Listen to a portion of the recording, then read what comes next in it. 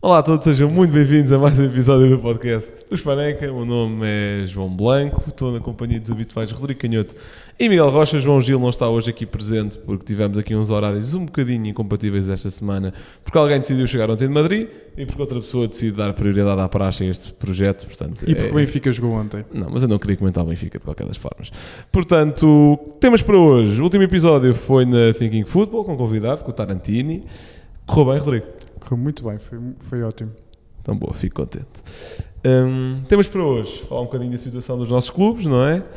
Um City Arsenal quentinho, acho que também vale a pena passarmos por aí. E depois um tema que está muito ligado também exatamente a esse jogo, também devido à lesão do Rodri, logo a pessoa mais vocal neste assunto, que é a questão de uma possível greve de jogadores. E no fundo o tema não é bem esse, o tema é mais se esta quantidade de jogos faz algum sentido, já fomos discutindo isso algumas vezes. Greve antecipada do Rodri. Sim, exatamente. Uma greve forçada e com subsídio, acho eu. Mas pronto, vamos a isso. Vamos começar se calhar pelo que está em primeiro, isolado e campeão nacional, não é? Rocha, momento do Sporting, o que é que tens a dizer? Agora não temos um nórdico, aliás, já tínhamos dois, agora temos três. Só que temos dois na frente. Tens algum medo ou o Samu mete o Gyökeres no bolso? Não, o Gyökeres não, mas o Hunter espero que sim. O quem? O Under? Hunter, não é Hunter que ele chama? Sim, Alex Hunter, sim, esse mesmo, do FIFA. Conor Arder. Conrad Arder. Eu acho que é fogo de vista, sinceramente. É 1 minuto e já tenho a frase para o post, não acredito. Isto é recorde. Não sei, não vi o jogo de Sporting, sinceramente, mas acho que também não é possível ter essa sorte toda do mundo e encontrar dois Gyökeres em duas épocas. Portanto, vou confiar que é fogo de vista. Obviamente que o Sporting também pagou um batatão por ele e, portanto, alguma coisa a ter visto. Foi pouco menos do que o Gyökeres. Aham. Acho que o Arder foi 19 milhões e o Gyökeres acho que foi 23. E foi por 100% do passo? Bónus. 19 mais bónus? Ok. Foi por 100% do passo? Não tenho informações, não me lembro. Epá, para não ter visto nada sobre isso, se calhar foi. Não sei. Sim, também acho que foi. Mas pronto, lá está. Eu acho que é preciso uma grande sorte assim em duas épocas encontrar dois pontas de lanças de topo que ainda ninguém tenha descoberto. E com o Gyökeres, obviamente, que acabou por dar certo. Espero bem que não dê bem com este. O Samu, obviamente, não mete o Gyökeres no bolso, pelo menos enquanto não tiver a civilidade. Tem que ir menos 4 anos ainda, ou 5, tem muito tempo para lá chegar. Mas a fase que o Sporting passa, obviamente que é muito positiva. Vitória para a Liga dos Campeões, um jogo frente ao Lille que acabou por, depois daquele grande gol do Gyökeres, que é uma jogada individual completamente perfeita, em que a recepção, a forma como se vira, o remate colocado, não há nada a apontar. Depois acabam por jogar a segunda parte toda contra 10. Sim. A segunda parte toda e uns pozinhos da primeira. E depois aquele gol do Debast que acabou por fechar em beleza o resultado. Mas lá está, obviamente que é um Sporting com confiança, é um Sporting a jogar bem. No fundo é o Sporting que precisa de uma derrota para ver se vai um bocadinho abaixo. Veremos contra quem é que será. Contra o Porto já não pode ser, contra o City, pelo menos nesta primeira volta, mas uma derrota contra o City não sei se desmoraliza assim tanto. Teria de ser uma perda de pontos. Se ganharmos é o pior City da história, não é? Não, isso nunca será, está lá o Guardiola, portanto. Isso é para outro. Já agora o Harder foi, segundo o Fabrício, foi 21 milhões mais bónus. Segundo outras fontes, 19 mais bónus. Ok. Eu não confio no Fabrício, só confio no Nima. Mas lá está, acho que esse tipo de perda de pontos vai ter de ser como o Benfica teve contra Famalicão, Moreira, se não contra equipas de topo. Mas lá está, é também um Ruben Amorim que tem sabido a melhor forma como o Sporting se deve regenerar, e obviamente tem-lo feito época após época, umas com mais qualidade que outras, obviamente, mas esta época parece que é a sua... muito parecida à época passada, muito sinceramente. Também não houve assim muitas peças a mudar e portanto a base mantém-se. O que acaba por lhe facilitar o trabalho ou pelo menos a dificuldade que poderia existir em ter de formar toda uma equipa nova. E portanto, obviamente que é um Sporting num bom momento que esperemos que não dure muito. Fala por ti. Rodrigo. Não há muito mais a acrescentar. Os jogadores que estão num momento de forma absurdo, Pote, Trincão, Jokeres, Yulman, Morita, no fundo, toda a gente está no 11 do Sporting que está num grande momento de forma. Ter ficado cá, se calhar o segundo melhor ponta de lança do mundo, não estou a contar o Mbappé como ponta de lança, que é o Jokeres, claro que ajuda, é um cheat code no Tugão. E depois a maneira maleável como o Sporting consegue arranjar soluções, seja atacar a profundidade, construir a partir de trás, uma construção a 3, a 4, por isso torna sempre o Sporting uma equipa imprevisível, que tem uma chegada à área absurda, não é? Agora contra o AVS havia momentos em que o Sporting encostou os 11 jogadores do AVS dentro da área e andava a jogar dentro da área do AVS, e isto é assustador, ou seja, uma qualidade absurda dos jogadores, no fundo toda a estrutura, e aqui falo no futebol masculino, não quero meter noutras áreas porque sei que aí a opinião não é tão unânime, mas de facto que no futebol sénior masculino neste momento é o melhor em Portugal, toda a estrutura de scouting, não é? Os jogadores são aquelas características, ponto, e não se vai esbanjar dinheiro que o Sporting supostamente não tem, não é? Pelo Ioannidis, como aconteceu, e por isso corre tudo bem quando há um projeto, e por isso há um projeto delineado desde há 4 anos. Se calhar o Ruben Amorim foi o primeiro, creio eu, treinador que de facto Frederico Varandas apostou a sério. Calma, o que é apostar a sério? É que o Varandas apostou em 4 treinadores antes dele. Como? O Varandas apostou em 4 treinadores antes de apostar no Amorim. Pois, mas não apostou a sério, porque era 6 meses, adeus. Se calhar o que teve mais tempo foi em casa. Ok. Então, mas neste sentido. Isso não parte só do Presidente, não é? Isso também parte de resultados esportivos. Está bem, mas foi... Viu ali qualquer coisa que se calhar não viu nos outros. Mas também tem responsabilidade dos outros. Porque quando o Sporting ficou em 4º lugar, não despediu o Amorim, por exemplo? Porque o Amorim fez 10 jogos dessa época. Estás a falar da segunda. Então porque aí já tinha sido campeão. Os meus créditos todos que quisesse. O Amorim até podia acabar em 7º ano. Tá bem, mas, ou seja, bem, estás a defender o Varandas, não sou eu que estou a defender o Varandas. Não, eu estou a defender o Varandas na medida em que, tomou uma boa decisão em manter o Amorim depois dessa época. Agora, e tal, como tomou uma boa decisão a fazer a aposta em contratar o Amorim, mas também tem de ser responsabilizado pelos 4 treinadores que contratou antes, que eram todos horrorosos. Mas foi isso que eu disse. Eu não estou a desculpar o Varandas, estou a dizer... Não, finalmente... disseste que Ruben Amorim foi a primeira grande aposta do Presidente. Não, pois. Então, mentira. Da qual não desistiu passado 3 jogos, foi o que eu disse. Então, o Kaiser não desistiu passado 3 jogos. Foi depois dos 5-0, nunca mais pode fazer nada. Teve lá uns 20 ou 30. Pronto, está bem, mas não apostou nele, acho que nunca... Então, como assim não apostou nele? Não acreditou. Então, que um gajo contrata alguém sem acreditar? E digo, o Ruben Amorim foi um golpe de sorte, ponto. Está bem, mas isso... Pronto, não tirando crédito ao Amorim. Daqui a 4, 5 anos espero que esteja no Benfica. Tirando crédito ao Varandas. Claro, aquilo podia ter sido... Aquilo podia levar o Sporting à falência. Tudo bem, não vamos aqui...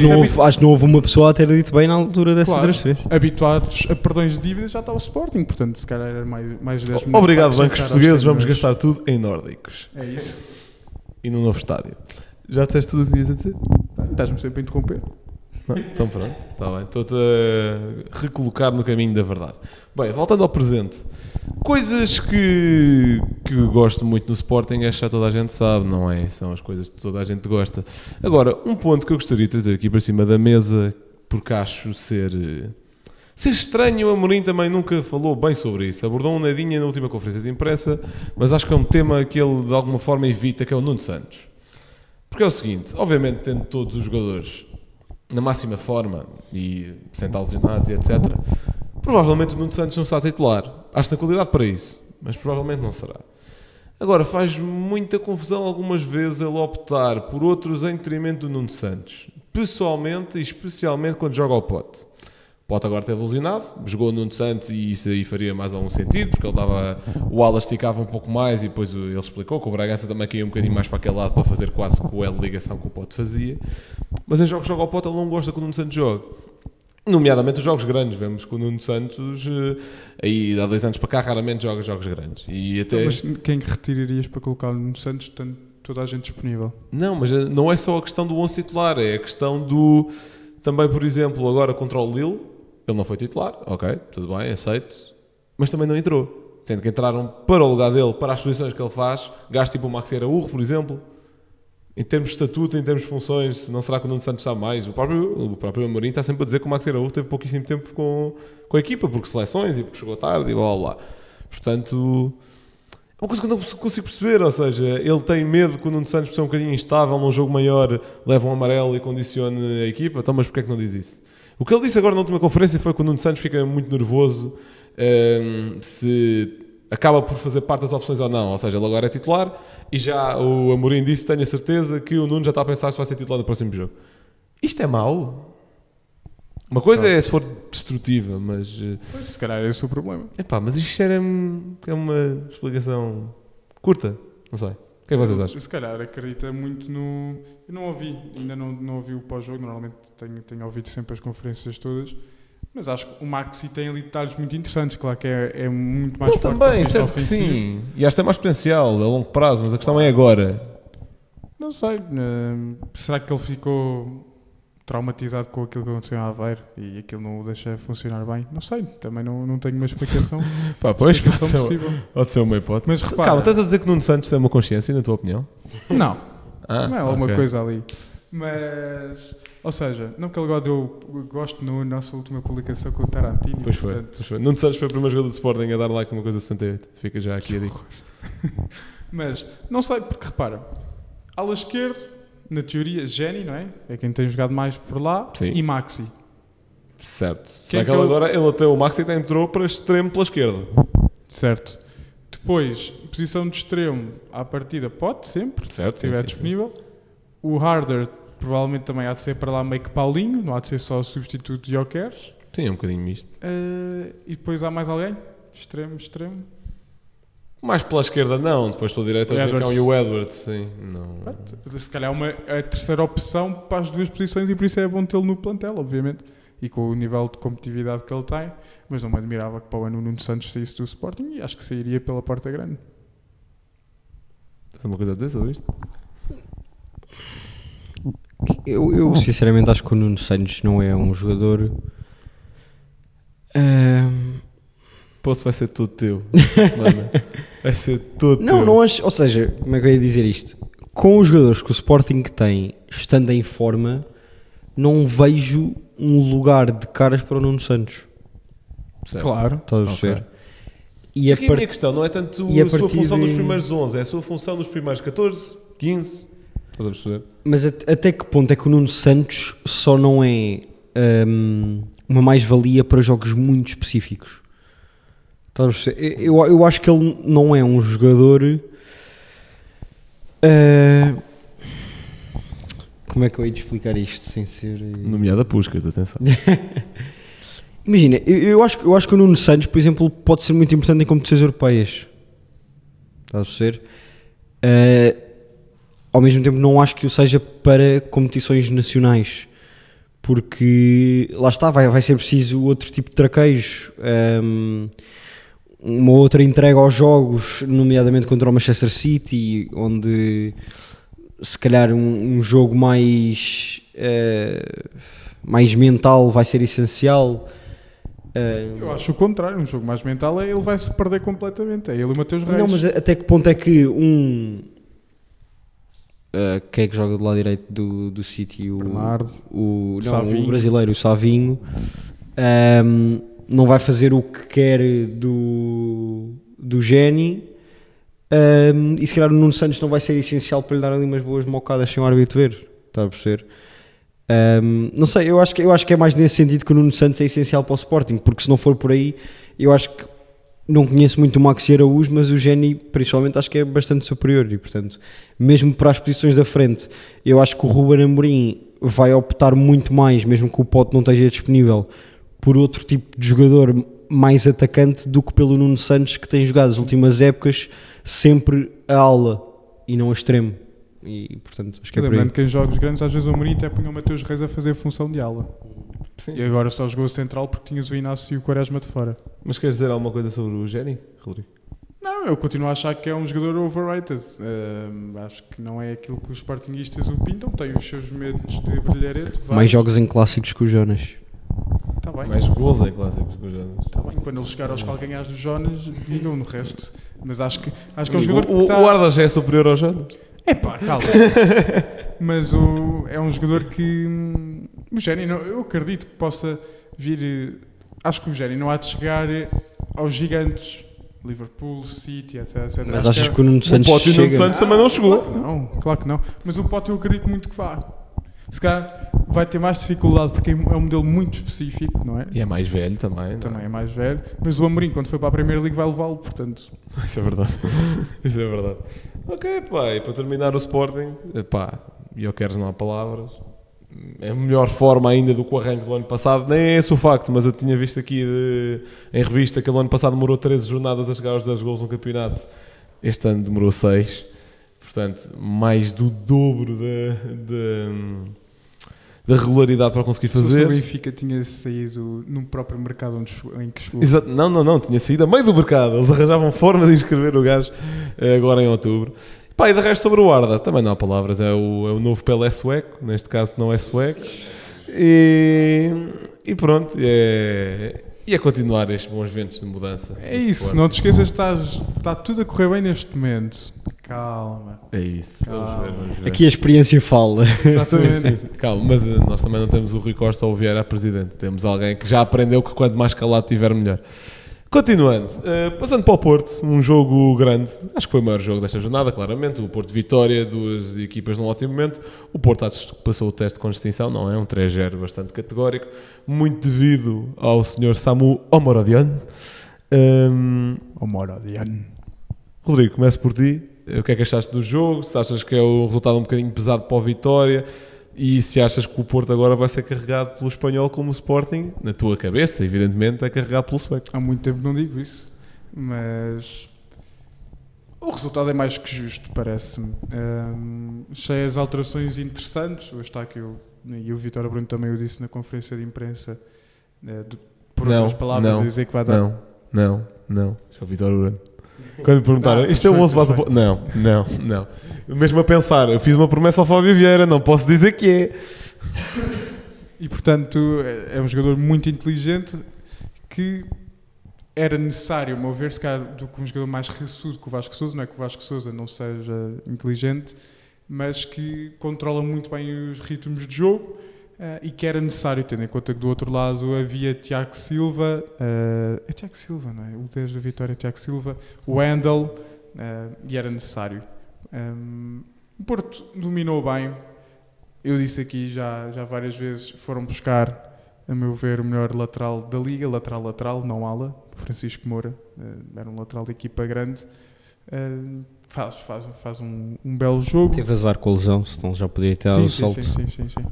Não, mas é giro que eu creio que nesse jogo, quando ele se lesiona na Luz... É na Luz que ele se lesiona. Eu sei que ele destrói o Benfica, é um jogo que ele destrói o Benfica. Mas Sim, acho que ainda era um como 3-0 do extremo. Braga, não é? Um Exatamente. 3-2, uma coisa é qualquer assim. coisa assim. Mas ele jogava a extremo e este recuar, e cresceu muito no Famalicão aí, e não percebo como é que, pronto, neste caso o Benfica não aproveitou. Vamos ver o que é que o Best vai dar. O Carreira está bem, mas já lá vou. Acho que era uma opção mais que válida para o Benfica, em vez de gastar 14 milhões no pedreiro do Jurasek. Olá. Mas estava a dizer, muito interessante. Finalmente, Vítor Bruno abdicou de Otávio. Pareceu-me que era claramente o central em pior forma. Acho que tem tudo para ser um grande central, Otávio. Sim, nem acho que vai ser encostado. Sim, não, de todo. E isso há coisa que eu acho. Já não é o Conceição o treinador, é isso. não é? E há coisa que o Vítor Bruno faz pelo menos é o que diz, e parece estar a ser coerente com aquilo que diz, é acreditar de facto nos jogadores. Ponto. E o Zé Pedro, se calhar em termos de forma, estava melhor que o Otávio, foi titular. Claro que o Zé Pedro é muito mais limitado que o Otávio, mas neste momento se calhar merecia mais ser titular que o Otávio. Lando Pérez também muito forte. E pronto, achei que o Vitória se encolheu muito, sobretudo na primeira fase do jogo foi-se encolhendo e não era isso não é isso que estão habituados. Claro que podemos adaptar consoante o jogo, mas ser fiéis um bocadinho às suas ideias. O Vitória pareceu-me ter um bocadinho de dificuldade em ter bola. O árbitro quem que foi? Relembra-me. Não sei, mas não sei.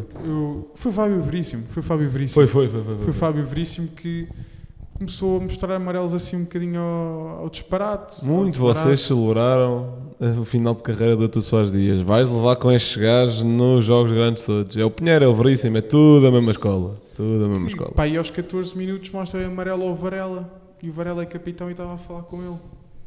Epá, esta gestão emocional dos jogos, não é?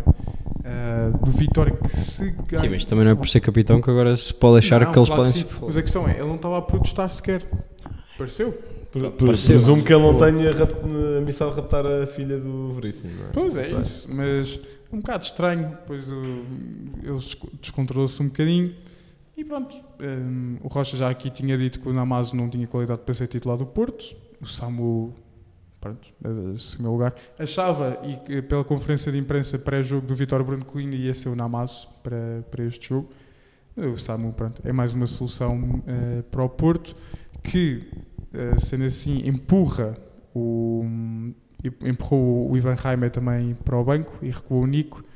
Eu acho que o Nico, apesar de ter sido recuado, ainda chegou bastantes vezes à área. Lembro 2 ou 3 lances em que ele tem uma boa chegada à área, tem lá um cabeceamento por cima, que ele tem um péssimo timing de salto. E depois, claro, a âncora Alan Varela, Galeno, Francisco Moura, uma sociedade muito, muito interessante. Continuo a achar que o PP uns furos abaixo da época passada, mas o Ivan Reimer também me parece não é para encostar uma ala e acho que é uma boa dor de cabeça que o Vitória Bruno tem para a ala direita, que a meu ver neste momento é mais fraca do Porto. Continuo neste momento a preferir ainda o Martim ao João Mário, acho que o João Mário ainda está a encontrar o seu melhor momento de forma, mas pronto, vitória categórica do Porto, sem margem para dúvidas, e pronto, está ali mais um perigo para qualquer baliza deste campeonato, o Samu. Sim, o nível médio dos avançados acho que está a evoluir bastante. Não só também pelos 3 grandes, o espanhol que foi para o Braga também não é mau. Nacional Oliveira, bastante bem também. Talvez até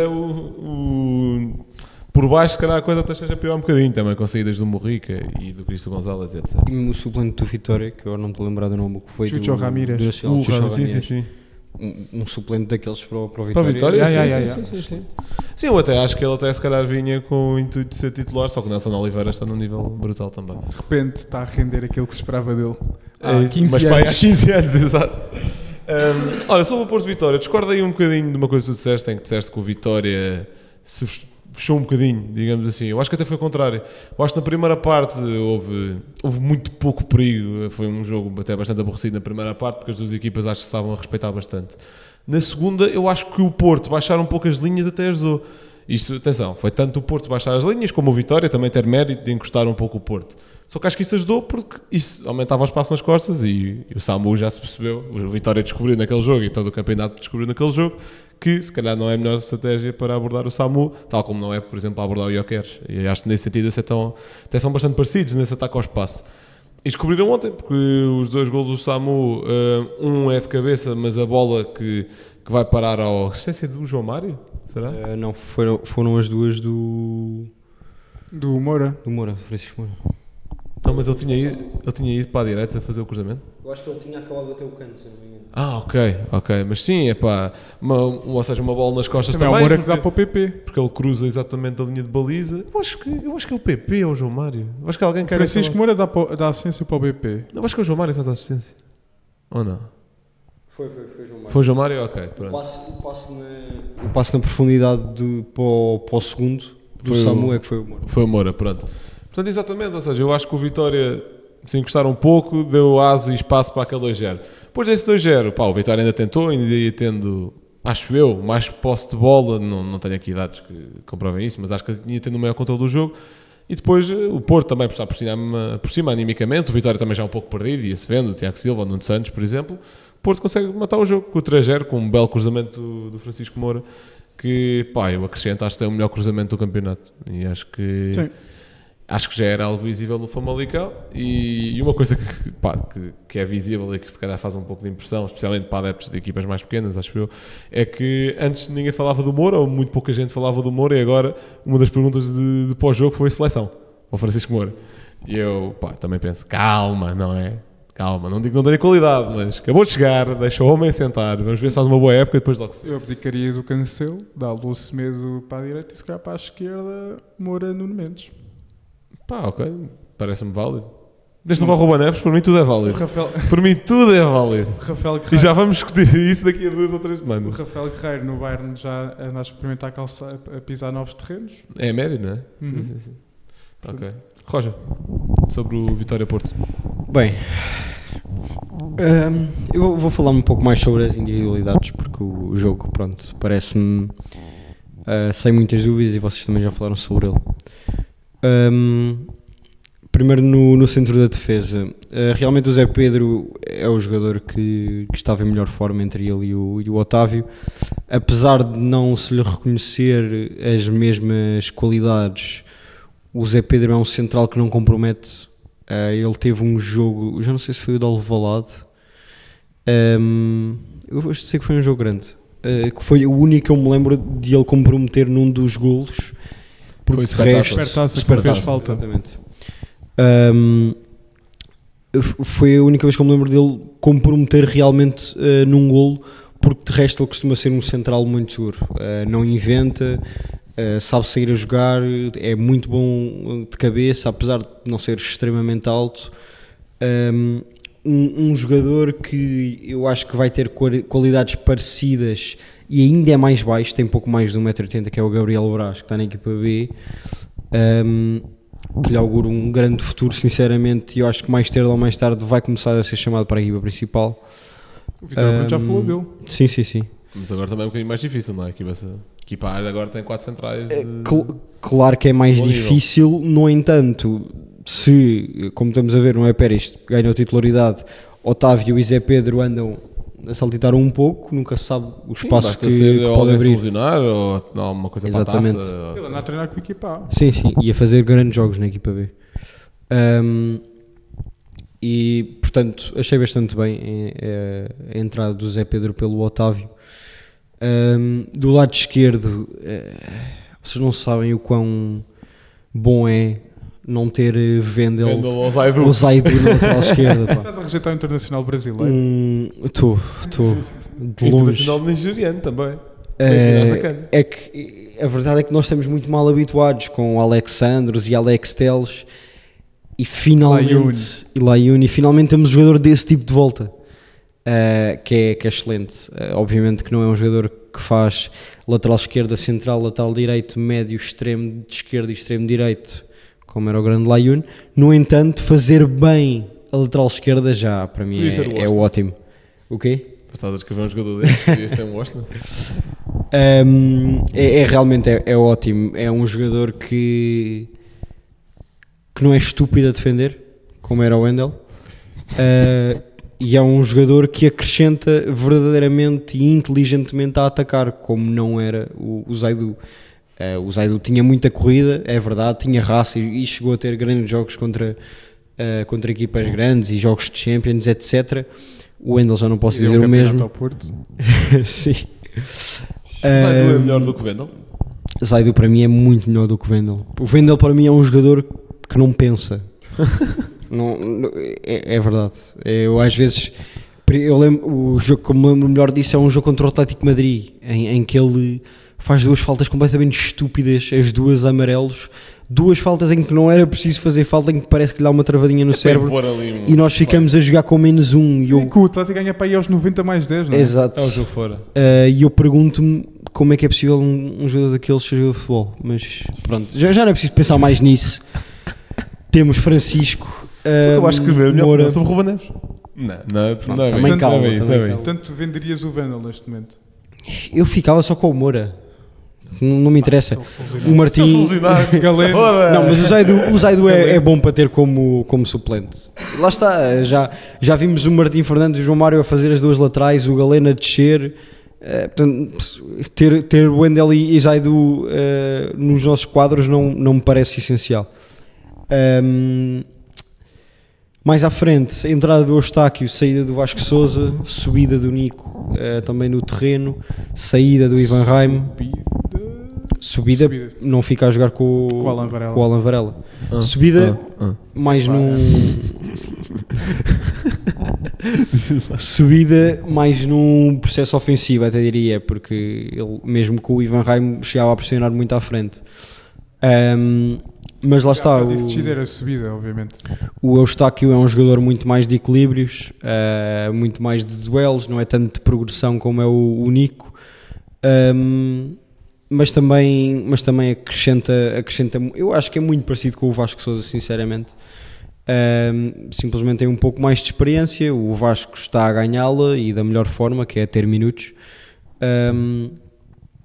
A saída do Ivan Raim, a verdade é que também já não tinha feito um jogo extraordinário na jornada anterior e, portanto, por aí percebo a sua saída. Acaba por não ser no momento em que eu esperava, porque eu sempre acreditei que quando fosse para Ivan Raim a sair seria porque o Fábio Vieira ia entrar, ainda não foi por lesão. Veremos como é que será no futuro, porque o Vítor Bruno, sem dúvida, que tem um trabalho muito complicado. Se na defesa há os jogadores, o número de jogadores exatos bons para cada posição, no meio campo e no ataque não é bem assim. O Porto, felizmente, ainda por cima agora com a chegada do Samu, fica muito bem apetrechado. Só no meio campo temos 4 ou 5 jogadores que podem ser titulares, até porque eu não sou nem de perto nem de longe um adepto que desgosto do Gruitch e, portanto, aceito perfeitamente em algum jogo ele ser titular.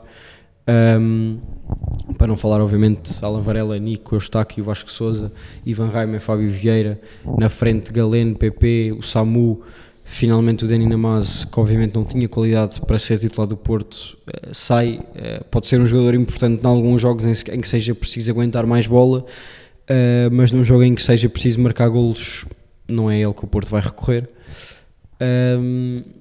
E portanto é um Porto que se está cada vez mais a construir da melhor forma, e é muito bom de o ver.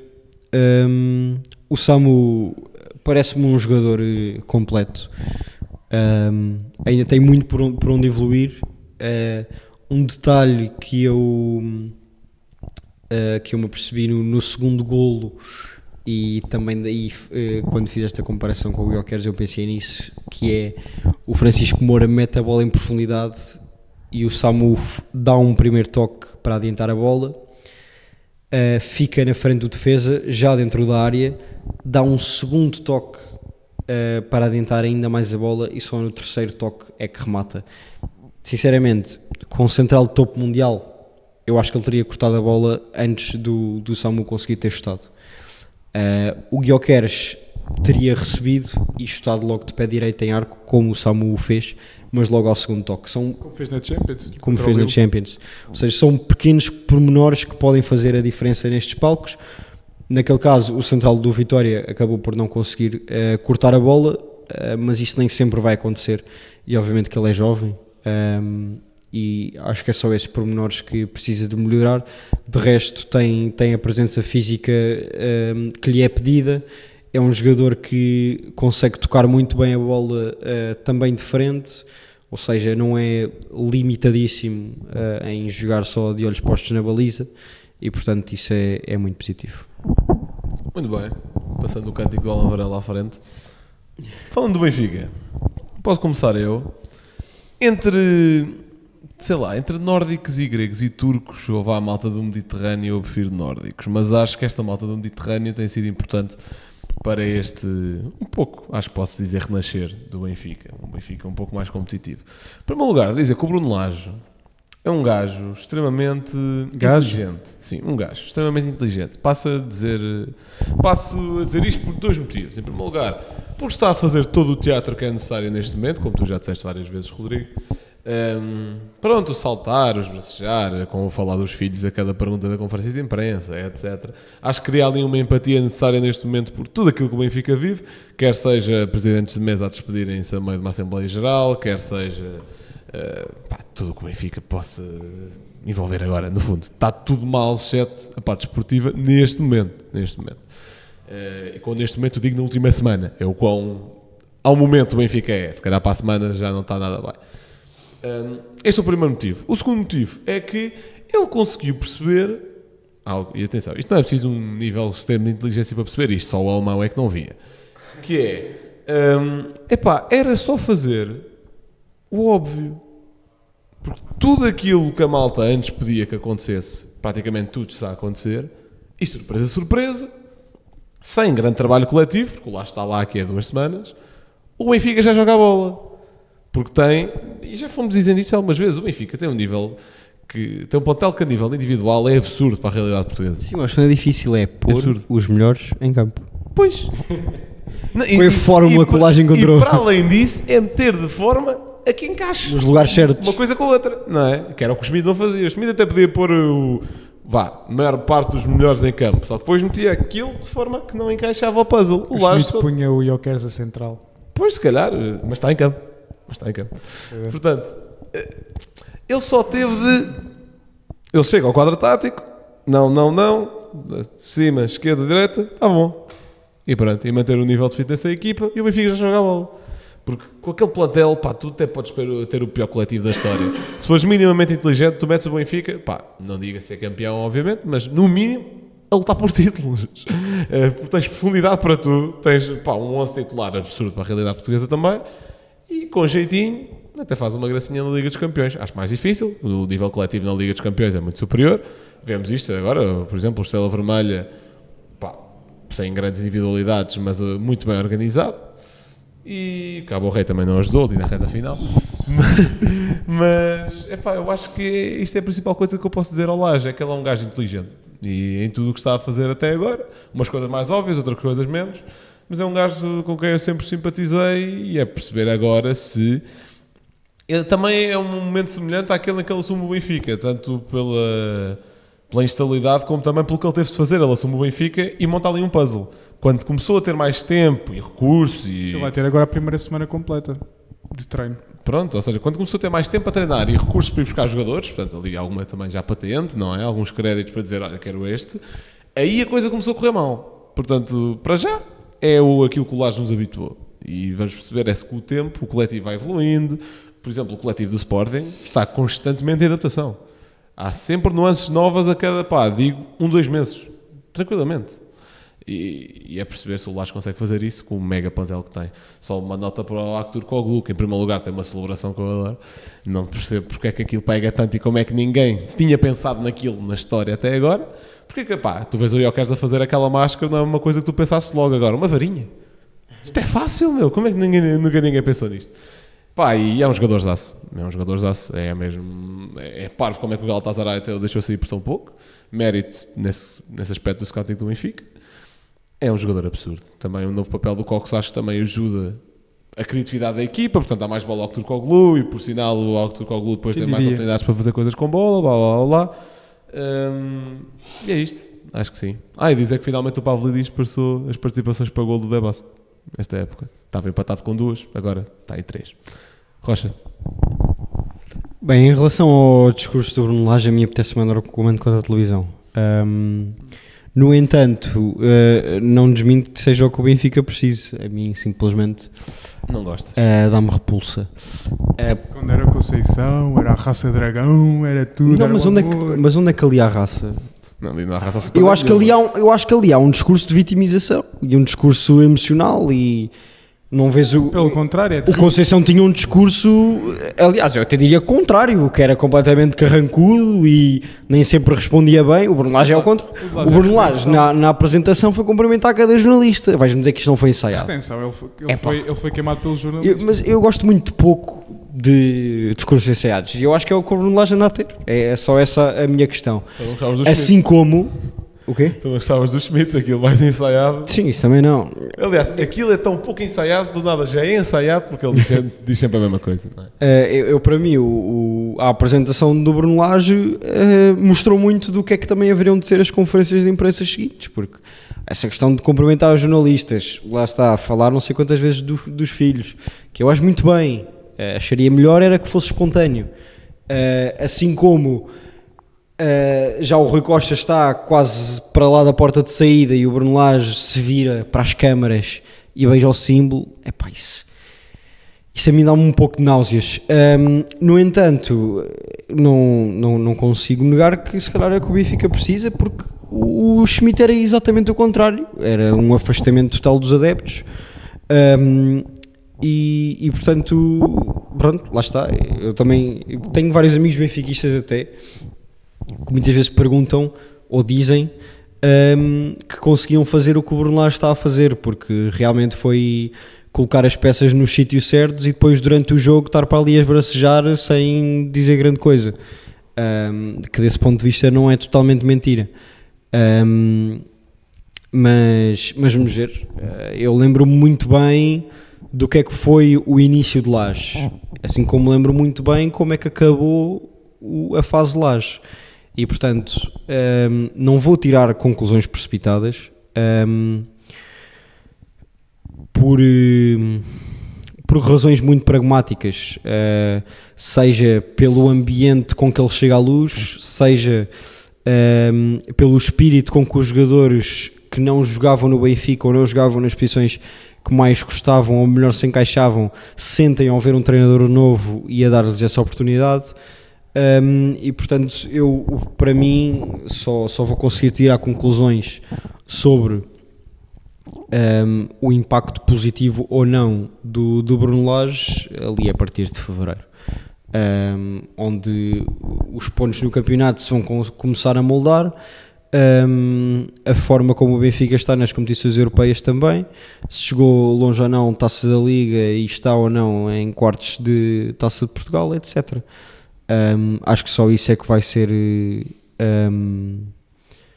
que vai ser determinante para ver o que é Bruno Lage no Benfica, porque eu à partida digo que foi uma má contratação, e portanto veremos se sou desmentido ou não. Claro, isso é óbvio. O Benfica, ao início desta época, hipotecou as hipóteses no futebol masculino sénior. Se conseguir ganhar alguma coisa, consegue, mas o despedimento do Schmidt deveria ter acontecido no final da época passada, ponto, e preparar-se esta nova com um projeto a partir do zero. Agora, o Lage está a fazer este papel porque aceitou fazer. Aceitou. E eram poucos os treinadores que viriam para cá aceitar isto, porque muito provavelmente o que vai acontecer é esta direção cai e o Lage depois também deve cair com a direção, mas ele aceitou isso. Agora, se de facto este teatro dele tem ajudado a massa adepta do Benfica, acho que sim, tem ido adeptos a apoiar e apoiar bem, e viu-se no primeiro jogo contra o Santa Clara, quando ele começa lá na linha lateral a esbracejar e a mandar a equipa subir, etc, os adeptos a aplaudirem, não sei o quê, da central, que normalmente estão sempre o jogo todo sentados, e no Bessa viu-se aquela mobilidade de todos os adeptos, 3.000 adeptos só na zona destinada ao Benfica, e parece-me que os próprios jogadores estão a entrar nisto. Eu não sei que mensagem passa no balneário, né, mas quando tens um jogador como o Di Maria, que eu gosto muito, que às vezes me causa alguns nervos a sua gestão, e também já ia pegar nisto, mas que, nesta última década, provavelmente top 10 mundial, ir a uma publicação de Benfica. Lá está, estas coisas agora, neste momento, contam muito porque tiveste completamente top 10 do Benfica. Estava a pensar nisso. Top 10 mundial, nesta última década. Estava a pensar nessa também. Nesta última década, como Sim, assim? jogadores. Eu acho que te arranjas tipo 30 melhores. Força, depois fazes a lista. Ok. Os jogadores mais decisivos. Calma, estás a dizer 2014, 2024? Estás a dizer que há no máximo 9 melhores jogadores do que o Di Maria na última década. Sim, só o que Eu acho que vais buscar um 11 do Real Madrid e tens logo aí 11. Não tens. Camavinga não é melhor do que o Di Maria. Não, Camavinga não. E o que deram aos clubes, e seleção mundial, Copa América, Champions, Ligas. Eu depois faço essa lista. Os jogadores mais decisivos. Só de cabeça, Ronaldo, Messi, Neymar, Alan, Mbappé. Meu Deus, Neymar, um jogador que desistiu da carreira aos 28 anos. Ok, estamos assim. Vinícius Júnior era melhor do que o Di Maria. Vai ter uma bola. É verdade. Mas ter um jogador desses que na última publicação do Benfica vai lá e foi o primeiro jogador, e lá está, talvez em termos de nome e de carreira, o maior jogador que está no campeonato português neste momento, e que acho na discussão. Mais respeito ao show, então. Acredito que o Jokers daqui a se calhar 10 anos já tenha 2 bolas de ouro quando for para o Liverpool. Mas por agora é o Di Maria. Vai ganhá-los pelo Sporting, tranquilo. Mas por agora é o Di Maria, que é o primeiro jogador a pedir aos adeptos para estarem juntos, que agora na publicação em que o Benfica pôs, que em primeiro lugar escolheram o pior cântico do Benfica para publicar em um momento em que se calhar os adeptos estavam mais em baixo e publicam isso, mas o Di Maria vai lá bater palmas e não sei o quê. E é bom ter finalmente os jogadores a aderirem a isto, porque via-se os jogadores também querer fugir um bocadinho dos adeptos. Atenção, só que eu mandar-te muito rápido sobre o Di Maria, porque não vamos aqui fingir, ok, ele pode estar muito comprometido agora com o momento do clube, mas não vamos aqui fingir que o Di Maria, por ele, não estava na Argentina, não é? Está bem, mas que estando cá quer dar tudo. Então, não tem mais hipótese. Não queres pegar nas declarações de Jokers também? Da cláusula, é muito alta. Não é? Mas o Jokers eu acho que aí não está a fazer um jogo para sair em janeiro, eu acho que o Jokers está a fazer um jogo para sair. O Di Maria não fez. O Di Maria, neste momento, de dependência dele, não estava ali. Tá o Jokers acho que estão mas agora quer estar. E é dos jogadores. Ameaçaram-lhe a filha e não sei quantas coisas. Tá bem, mas não tem mais grande decisão. Podia ter ido para a Arábia, teve propostas.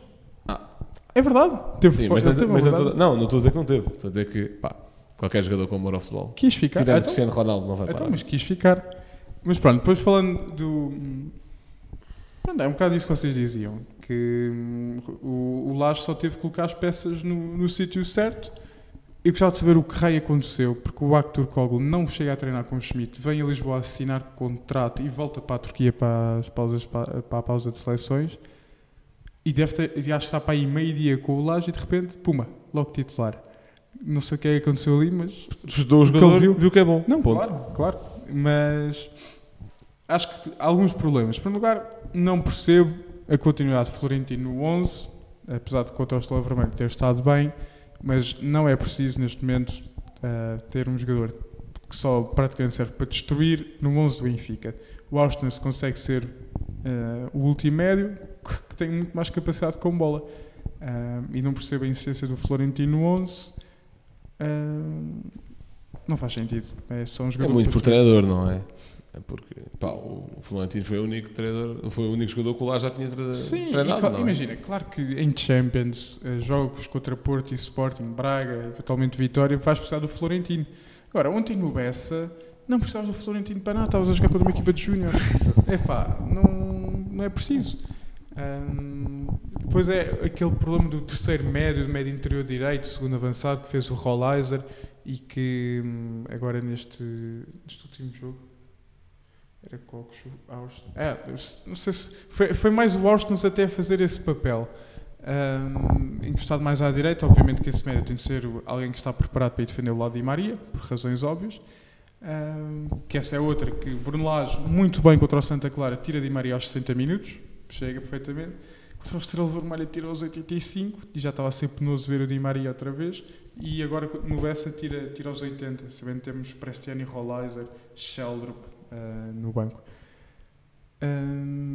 Está a piorar a qualidade das substituições neste sentido, está a voltar a demorar muito tempo e é preciso rodar a equipa, dar tempo a jogadores. Há jogadores que só consegues ver em jogos que não tiveste treino, porque estiveste sempre em processo de recuperação. E depois a sociedade que ele criou do lado esquerdo, que é completamente disparo do lado direito. Claro, é verdade que ontem jogou o Tomás a lateral direito e até fez um jogo bem conseguido. Para mim tem de ser titular no Benfica, no lugar do Otamendi, mas percebo que também é preciso uma voz da experiência.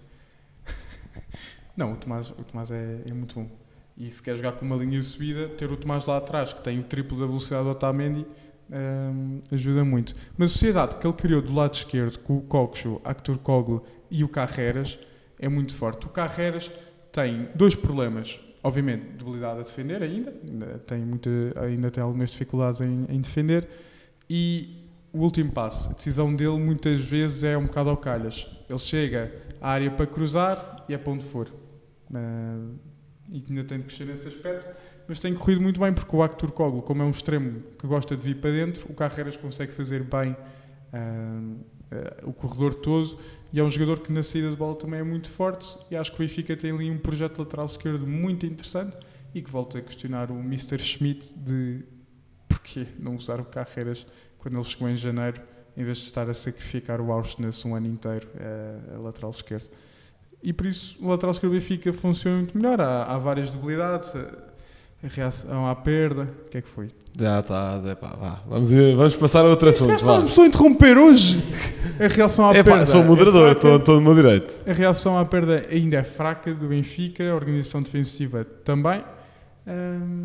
Para mim, o ideal do Benfica a defender deveria ser um 4-1-4-1, ponto, juntar linhas, sobretudo do lado direito.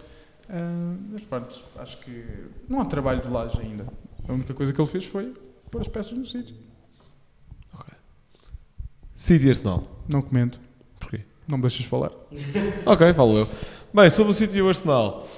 Acho que foi um jogo engraçado, quentinho. Acho que após aí uma paragem de seleções onde houve uma grande nostalgia sobre os Barclays Men e pronto, no fundo tudo aquilo que foi as últimas 2 décadas de futebol. É que o Adebayo a titular. Sim, exatamente.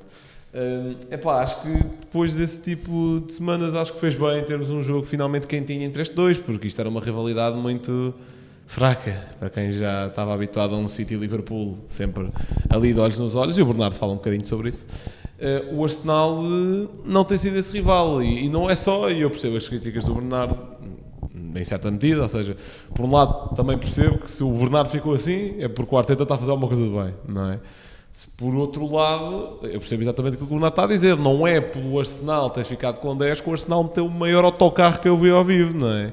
É porque o Arsenal já no último confronto direto com o City, numa das últimas jornadas do campeonato passado, acho eu, é um empate a 0, onde o Arsenal só defende também. E o Arteta até vieram comparar um pouco com algumas táticas do Mourinho, e ele disse, sim, aprendi algumas coisas com ele, retirei o que achei bem. Eu acho que não há, de certa forma, problema em fazê-lo. Acho que se ele acha que é a estratégia que funciona melhor, que assim seja. Acho é que há aqui 2 coisas em questão. A primeira, se historicamente é a tática mais anti-Guardiola que tu podes ter, se é a tática mais eficaz se quiseres criar um legado vencedor, principalmente numa competição de regularidade, não sei se é. A realidade é que o Arsenal, no confronto direto com os Big Six, tem tido larga vantagem desde a temporada assim passada. todos os jogos, não é? Ok, mas certo, tem tido vantagem no confronto dos Big Six, mas depois onde é que perde os outros pontos? É nos outros jogos, onde não pode jogar assim. E, sério, e muito mérito também para as bolas paradas. O Arsenal tem números absurdos a nível de rácio de bolas paradas para golos. É uma cena. Agora o Gabriel, 2 golos seguidos em 2 jornadas. Sim, é uma coisa absurda. Enquanto que o City, eu sinto que. Eu acho que está a entrar um bocadinho no jogo mental deles, não é? Porque víamos ali o City durante 45 minutos a tocar a bola à frente da área. Eu acho que isto também, pronto, mas isso se calhar já é uma opinião mais polémica. Eu acho que se calhar a influência do Guardiola tirou um pouco essa espontaneidade do futebol. Como é que dali não há ninguém para rematar de longe? Os que nós vimos a rematar de longe era o Dias e o Walker. Yeah. E ele só decide pôr o Foden para ir aos 80, que é o gajo que se calhar estava no banco que tem o melhor remate de longe daquele plantel. É que o Arsenal estava, a linha de fora de jogo do Arsenal, aliás, não é de fora de jogo, é a linha mais ofensiva do Arsenal era a linha da grande área. Sim. Portanto, tu estás ali à frente, chuta a baliza. Era um 5-4. Era uma coisa absurda. Eu até vi um 6-3 muitas vezes. Tudo muito baixo. O Arsenal a ir conseguindo ganhar faltas a cada. Acho que o Raya perdeu coisa de 12 minutos em pontapés de baliza. Vi uma estatística assim. Era uma coisa que em média dava. O Havertz não fez nenhum passe, nem o Timber. Uma coisa absurda. Lá está. Eu acho que não é. Eu acho que não pode ser de reprovável. clube. Sabem quem é que é o único jogador que nunca tocou na bola em 90 minutos? Okay. Que jogou 90 minutos? O Giroud. É de clube. Mas foi pelo Arsenal também? Jesus. Pois não acho propriamente condenável. Eu acho que é uma tática e neste caso ganhou 1 ponto e por muito pouco não ganhou 3. Eu não sei, essa é a tática perfeita se tu queres causar ali. Se quiseres ganhar os jogos contra o Guardiola ou vai irritar os jogadores do Guardiola, acho perfeito. Se quiseres ser campeão da Premier League, possivelmente uma Liga dos Campeões, não sei até até dar ponto. aquilo que o City mais quer, que é ter bola. Se fosse um Liverpool, em que, sobretudo na época do Klopp, em que era saídas rápidas, em transição, etc, percebo, não é? Cortas aquilo que é a maior facilidade ou aquilo que uma equipa mais quer. O City quer isto mesmo. Eu não sei, é porque é que um treinador, vendo isto, e sim, eu estou a criticar a Guardiola porque sei mais que ele, não abdica de um dos centrais e mete mais um médio, por exemplo. Sim, percebo. Não, até porque, ou seja, tu dizes, e bem, o City quer até a bola. Mas a mim é que também me surpreendeu bastante a inoperância do City com bola durante 45 minutos. O de Atlético também até uma vez sugeriu tirar-se o guarda-redes e meter um jogador de campo. Sim, nestas situações. Nessas situações. Se bem que o Ederson até podia ir lá para a frente rematar. Fazia facilmente central. E fazia melhores remates do que o Ruben Dias e o Walker, acho eu. Eu também acho. Mas pronto, enfim, o City lá conseguiu chegar a esse resultado. Canhoto, o que é que achaste do jogo? Tens mais alguma coisa a dizer? Não, é um bocado isso. Acho que as questões de arbitragem também vieram meter mais achas na fogueira. O gol do Arsenal é no mínimo estranho, não é? O árbitro chamar o primeiro, sim. Chamar o Walker para depois. E depois toda a questão dos bloqueios, não é? Nos cantos, de facto, ali o Ederson é meio bloqueado, ele também já se tinha tirado para o chão num lance, o árbitro nunca marcou. Mas pronto, o Arsenal nas bolas paradas é fortíssimo, também com o Saliba. Com os 4 centrais, no fundo, o Arsenal começou o jogo com 4 centrais e meteu mais o Ben White. O City também ou não? Não, o City teve... Então o Walker diz... O Walker não é central. O Walker jogou... Está bem, é o mais lateral dos 8 defesas que estavam em campo. Jogou declaradamente como lateral. O City não fez aquela brincadeira de 3 lá atrás. Portanto, que os médios eram o Gundogan e o Rodri. Está bem, mas os jogos entre Arsenal e City muito raramente nunca têm laterais de raiz. Isso nunca tem. Sim, porque é o mestre a jogar contra o discípulo. Pois, não, mas ainda assim acho que há muitas coisas diferentes. Mas, acho que o Arsenal podia ter arriscado um bocadinho mais, esticar pelo menos um dos jogadores, o Saka, o Martinelli aos 60 minutos estava todo. Pois é, eu acho que a ideia era essa Martinelli. O Saka saiu ao intervalo, ou não? É, para entrar o Ben White. Para entrar o Ben White. Eu percebo, o Martinelli em termos de se calhar, transporte de bola é mais melhor. forte sim, que... Sim. Mas pronto, é triste ver-se. Ou seja, isto é muito ingrato, também tendo um carinho especial pelo City, obviamente, mas é estranho ver-se uma equipa tão grande e que joga um bom futebol, o Arsenal joga um bom futebol, encolher-se desta maneira, mas pronto, dá resultado, deu resultado, porque o Arsenal defende bem, e era aquilo que dizias, não levaram os 3 pontos mesmo por muito pouco. O Raya também teve enorme, a mostrar que de facto é um guarda-redes muito completo, até na gestão de tempo, não é? Uma altura em que o Arteta chama a equipa toda ao banco, porque ele uma pausa técnica. É isso. Pronto, para aquilo que é a realidade da Premier League é um bocado estranho ver este tipo de jogos, mas pronto, enfim, acontece. Já agora, eu sinceramente fez-me alguma confusão ver, principalmente na questão dos adeptos, eu percebo, porque querem ver o espetáculo e querem sempre um 5-4 como já houve em Manchester City e Liverpool. Agora, achei a reação do Bernardo um pouco estranha, assim como do próprio Haaland no fim do jogo, em que dentro do relevado vai ter com o Arteta e diz para ele ser mais humilde. Sim, diz que não conhece um miúdo que se fez a estreia pelo rival no jogo e diz que é que és tu? E tirou a bola ao Gabriel também, não é? Sim. Depois do gol. E chamou de palhaço ao Gabriel. Mas é o que eu digo, fosse o Vinícius é um porco, é o Haaland... É que o Haaland não é porco durante o jogo. Pronto, ok. Mas lá está, todas essas reações fizeram-me um pouco de confusão, porque a verdade é que eu acredito perfeitamente que o Arteta tenha um certo receio em jogar contra o Guardiola. E um receio legítimo, diga-se de passagem,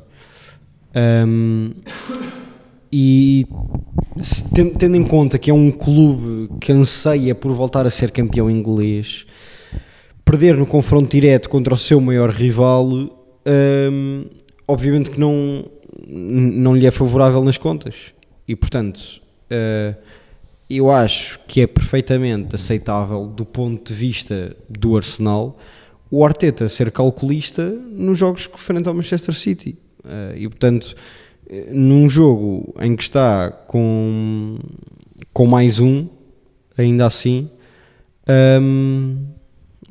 saca o empate que não se pode dizer que é negativo, tendo em conta o que foi o jogo.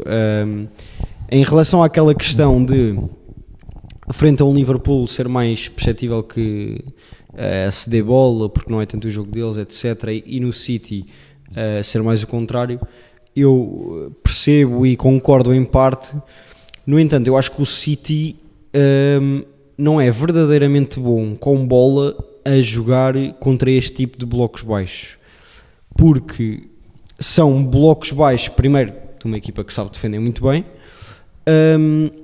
e segundo, não é um bloco baixo de uma equipa que está programada para isso de raiz, no sentido em que, eu até fazendo uma comparação, pode ser parvo ou não, tu se vais jogar futebol contra uma pessoa que joga mal futebol, tu no 1 para 1 tens mais dificuldade em passar por essa pessoa do que se calhar por uma que jogue bem futebol. Isto porquê? Porque os movimentos, a posição do corpo, a previsibilidade é muito menor numa pessoa que não está habituada àquilo do que numa pessoa que está. Sim, e não portanto, prever exatamente, uma pessoa que se vira de frente para ti e depois se calhar tu metes a bola para um lado e a coordenação da perna não é exatamente aquela que tu estás habituado a ver no jogo de futebol, é imprevisível. Exatamente. Sim. Ou seja, fazendo essa comparação com um conjunto de jogadores que não está especificamente adaptado e trabalhado para jogar em bloco baixo, os movimentos são menos previsíveis, os espaços são menos previsíveis, e eu acredito muito mais. Uma coisa. Eles estão claramente trabalhados para jogar em bloco baixo. Trabalham na semana anterior a um jogo do City, diria eu. O que eu quero dizer também... Claro que não, mas o que eu quero dizer é que os jogadores em si, aquele não é o jogo deles. Ok. Estás a perceber? Sim. O Arsenal é capaz de fazer 3 jogos por época destes, diria eu. Contra o City. Depende dos jogos que faz contra o City. E portanto, eu acho que o City contra esse tipo de equipas tem mais dificuldade em desembaraçar-se nesses espaços curtos. Até porque é raro no resto da Premier League ver um bloco baixo tão declarado como o do Arsenal. Portanto, nem o Luta no ano passado metia isto. Está aqui a solução para o Sporting, depois é a bola para o Victor e lá vai ele. Olha, o City já vi ideias piores. Sim. Está bem. Bem, só para acabar aqui o episódio, já vamos um bocadinho compridos, portanto também vou apelar à vossa capacidade de resumo. Mas, para mantermos aqui o alinhamento também, portanto, falar aqui um bocadinho daquilo que é a sobrecarga de jogos, não é? E acho que, como disse no início do episódio, a principal pessoa que estava a defender isto era o Rodri, e, coincidência do destino ou não, o Rodri lixa o ACL do joelho exatamente no jogo seguinte, ele dizer isso, ou 2 jogos a seguir, porque ainda teve um para a Champions contra a Inter. E fica muito provavelmente fora do resto da temporada.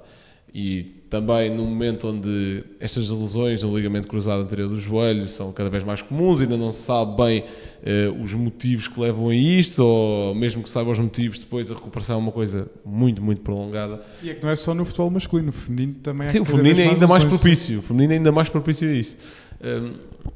Portanto, estamos aqui com uma lesão de longa duração que é cada vez mais recorrente, não é a única, porque as lesões no geral estão a ser cada vez mais recorrentes e não é por fadiga, ou seja, não é diretamente por fadiga, não estamos a ver que são mialgias de esforço ou coisas do género, é por fadiga em articulações, esse tipo de coisas que demoram muito tempo a serem curadas e até por um nível humano, ou seja, jogadores de futebol... Só vai lá com descanso, não é propriamente com tratamento. Exatamente, não é com tratamento, não é com banho de gelo ou o que seja, é com repouso.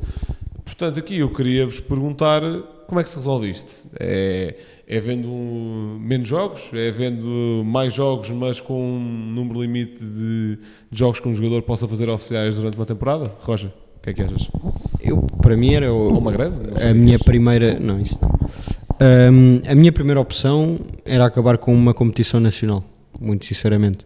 Em Portugal a Taça da Liga, em Inglaterra a Carabao Cup, em Espanha há muitos países nem sei qual é que eles têm. Em Espanha não tem Taça do Rei. Tem uma super taça com mais jogos, mas não... A Taça do Rei? Taça do Rei, mas não tem uma e mais nada? Liga. Não tem. Bundesliga não tem. França tem. Para mim era acabar com esse tipo de competições. Acho que ficavam com o campeonato, uma taça interna e a super taça, mais que suficiente. E depois algo que acabou por piorar, apesar de tudo este ano, que são as competições europeias. Na minha perspectiva, muito mais jogos. Eu acho que isso era diminuir. Eu fiz muita confusão, sinceramente. A semana passada, qual é que era o jogo? Era Brest-Lask? Não, Sturm Graz. Brest-Sturm Graz. que jogo de Champions é este? Então, ao Florentino Pérez, então.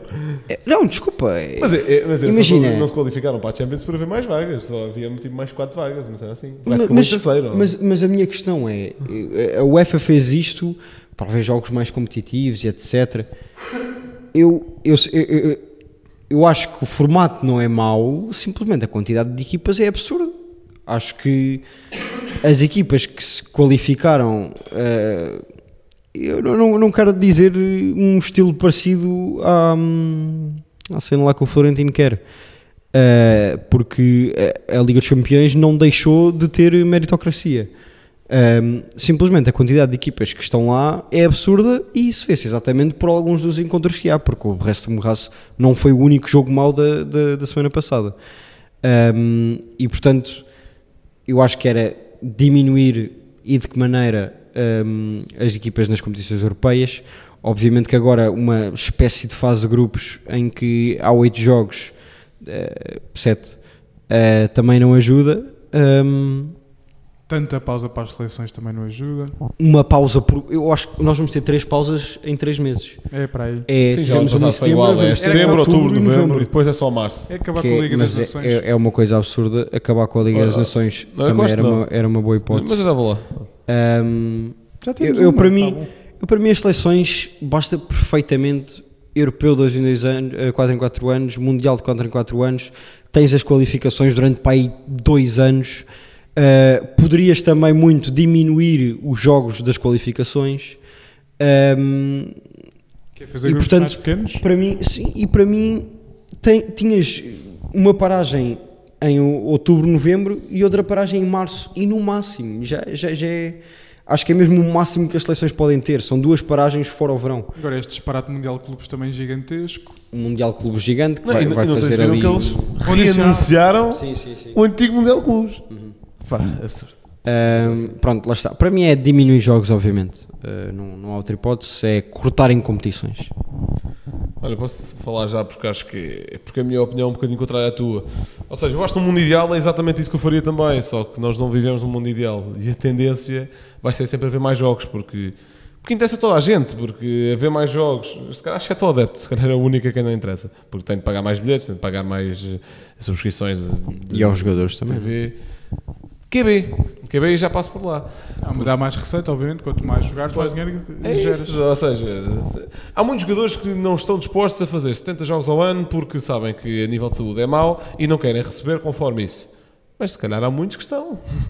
É um tema que tem de ser discutido. Agora, eu acho que há muitos jogos. Para mim a solução era haver um limite de jogos por época que um jogador pode fazer. Eu acho que era uma boa forma de... O que o Ancelotti disse, não foi? Acho que foi eu. Sim, eu acho que sim. Ou seja, mesmo que isso... Eu acho que isso não vai acabar por diminuir o salário dos jogadores. Porque, ok, eles estão a trabalhar menos, mas sabemos que o mercado do futebol, ainda por cima, nos últimos anos, é muito competitivo. Por um lado, também por haver mais jogos, logo os clubes têm mais receita, logo também podem gastar mais. Mas por outro também porque o mercado vai ser sempre competitivo, ou seja, se e é consoante o valor do jogador, não é propriamente, se tu vais dizer o Bruno Fernandes fez quantos jogos a época passada? Pá, 70, 60 e tais. Sim, pá, se disseres, ok, o Bruno só pode fazer 45 jogos, não é necessariamente por isso que ele vai receber menos. Sim, ele tem um valor que é inegável e vai continuar a pagar o mesmo. Agora, eu acho que esta questão do limite de jogos acho que seria uma boa medida, porque acho que em primeiro lugar obrigaria os treinadores a fazer uma gestão que voluntariamente não fazem, simplesmente não fazem, tipo, querem ter sempre os melhores. Querem ter sempre os bons a jogar. Epá, eu acho que é necessário perceber-se, eu acho que é quase, do ponto de vista do treinador, há quase uma obrigação moral para fazer isso. Tu és responsável por aqueles homens, não é? E o objeto de trabalho deles é o seu corpo. Se não tiveres a cuidar do corpo deles, só tendo em vista os resultados, a longo prazo vais lixar-te a ti e a eles. Acho que há uma obrigação quase moral, não só do treinador, também dos clubes, evidentemente. Agora, o que é que eu acho? Isto é uma questão, mas muito mais de clubes grandes, não é? Não vês, por exemplo, vou pegar no Farense está em último com este problema, porque joga um campeonato, poucos jogos de taça. E era isso que eu ia dizer também. E não tem pausa para as seleções. Exatamente, ou seja, isto é um problema que afeta mais os clubes grandes, é certo. Mas também é um problema que os clubes grandes resolvem com muito mais facilidade. Porquê? Porque têm mais dinheiro. Se houver um limite de jogos por ano, vais ter até um plantel um bocadinho maior, digamos que mais 2, 3, 4 jogadores que poderiam facilmente ser titulares ou não, o que pode abrir um fosso ainda maior entre clubes grandes e pequenos. Porque, se por um lado, os clubes grandes também vão gastar mais dinheiro, também existe mais risco para projetos. Eles também vão estar a receber mais, porque mais receitas. E por outro, pá, se calhar vão, por ter mais jogadores, se calhar vão roubar ali os melhores, ali a clubes no meio da tabela, por consequência os no meio da tabela vão roubar aos pequenos, os pequenos vão ter de se esforçar mais a arranjar jogadores em, sei lá, Campeonatos de Portugal, Liga 3, o que seja, e é uma bola de neve. E ficamos sem jogadores na formação. Não, por um lado até pode fazer com que mais jogadores consigam jogar futebol profissional, porque existe uma maior necessidade. Em último caso, em primeiro lugar, isto é um processo que demora anos, não é? Vão haver mais boa-vistas, portanto. Pois, e porque isto também é um risco financeiro também, Exato, claramente maior. Vocês viram que eu só descobri isto semana passada, há 2 dias, que o Sevilha diminuiu em 99% o teto salarial, um bocado absurdo, de 100 e tal milhões para 2 milhões. Já não vou aos competições europeias para aí há 2 anos, não sei assim. Canhoto. Não, acho que, por um lado, temos que perceber uma coisa e percebo os dois lados, que é aquelas pessoas que dizem como é que estes gajos estão a queixar quando ganham milhões ao ano. Quando há, sei lá, agora temos os exemplos dos fogos em que pessoas que ganham 800, 900 euros por mês são capazes de perder a vida no espaço de 3 segundos porque de repente o fogo virou. Percebo este lado, obviamente, aquela típica frase de estar a chorar no meu Ferrari e estar a chorar debaixo da ponte, claro que sim. Claro que, do ponto de vista, não é só de saúde física, saúde mental, não é? Toda a pressão que os jogadores sofrem, não poderem estar com as famílias, sempre em viagem, sempre. Não é? Eu gosto muito de Fórmula 1 e é muito interessante ver que a gestão é diferente. Claro que eles agora estiveram em Baku e estiveram em Singapura. Agora estão um mês parados até ir para o Grande Prémio do Brasil. Não sei como é que isto também é muito diferente, não é? Ou seja, tudo aquilo que envolve por trás é gigante. Equipas, etc, etc. Mas são menos, são 20, são 10 equipas, 20 pilotos. E não tenho propriamente uma solução. Acho que, vou dizer desta maneira, é um problema de primeiro mundo, para esses jogadores que estão no topo e que vão jogar todas as competições possíveis e imaginárias. E se calhar também pode passar por eles saberem escolher, não é? Olha, se calhar vou abdicar de não ir à seleção nesta pausa. Pronto, descansas um bocadinho. Não sei, não tenho propriamente... Gostei da tua solução, achei uma solução interessante. Não sei se... E mandar agora uma boca política. Não sei se não é demasiado utópica, como algumas ideologias, mas acho que é algo que se tem que ir pensando. Acho que aqui o utópico é achar-se... Pronto, eu sei que o Rocha também não disse isso com essa intenção, mas eu acho que é utopia neste momento pensar que o UEFA ou quem quer que seja vai diminuir o número de jogos. Claro, dá-lhes dinheiro, é o que lhes interessa. Porque em primeiro lugar assim até estão a abrir mais portas a reclamações sobre uma possível Superliga, não é? É porque os clubes curtem disto, os clubes curtem ter mais jogos, se calhar são os treinadores que não curtem, os clubes gostam, mais receita. No fundo os protagonistas não gostam disto. Sim, é só. De resto, toda a máquina de indústria de futebol é bom. Pois, ok. Pronto, e vamos aqui para as nossas rubricas, não é? Depois do Udinese, o Torino é o novo líder da Série A. Acho que é uma das melhores histórias que vem deste fim de semana de clubes. É líder à 5ª jornada e desde 76-77 que a equipa Torino não liderava a prova de forma isolada e terminou essa época no 2º lugar. E para quem não estiver a par, o Torino já teve Série A, já foi um grande... Sim, está bem. Já foi Pronto, ainda é um gigante histórico em Itália, mas já foi um clube que esteve ali sempre a lutar, não é? Sim, exatamente, é o derby da Juventus.